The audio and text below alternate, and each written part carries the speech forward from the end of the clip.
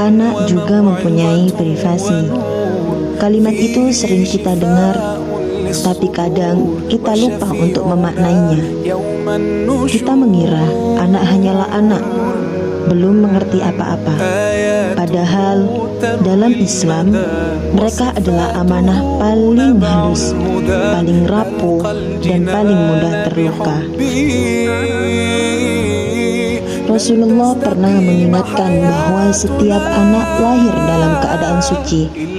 Kesucian itu bukan hanya akhlaknya, tapi juga tubuhnya, perasaannya, dan rasa aman yang Allah titipkan di dalam dirinya. Maka, ketika kita mengajarkan aurat, kita mengenalkan batas tubuh, ketika kita memberitahu bahwa tidak semua orang boleh menyentuh mereka, itu bukan semata-mata pelajaran seksual saja. Itu adalah pelajaran menjaga kehormatan, pelajaran tentang harga diri, pelajaran tentang betapa berharganya mereka di mata Allah. Islam mengajarkan adab meminta izin ketika masuk kamar.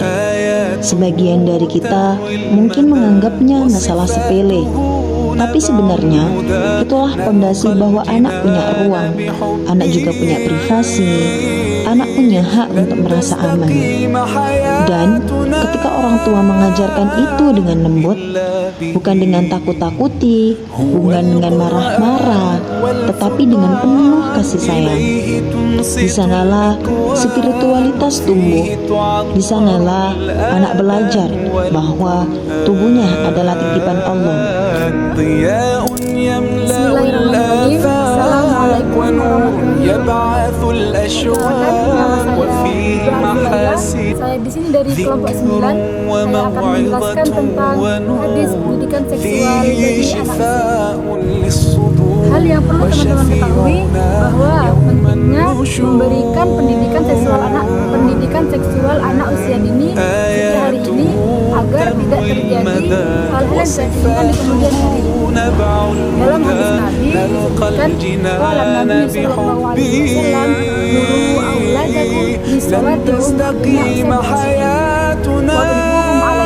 wa hum abna'u 'ashrin wa farriqu bainahum fil madaji. Dalam hadis ini ditekankan memisahkan tempat tidur anak agar menjaga privasi anak tersebut. Salah satu contoh yang sering disebut dalam hadis itu soal anak dibiasakan meminta izin sebelum masuk kamar orang tua. Kan aturan tapi cara halus buat ngajarin anak bahwa gak semua tempat bisa dimasuki seenaknya.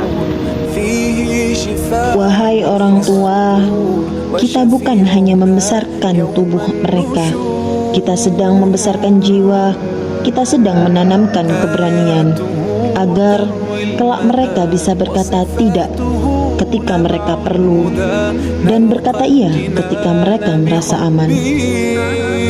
Pendidikan seksual dalam Islam bukan tentang hal-hal yang vulgar.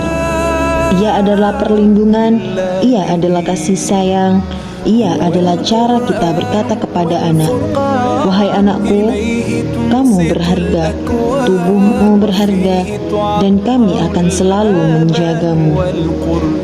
Karena mendidik anak adalah mendidik masa depan.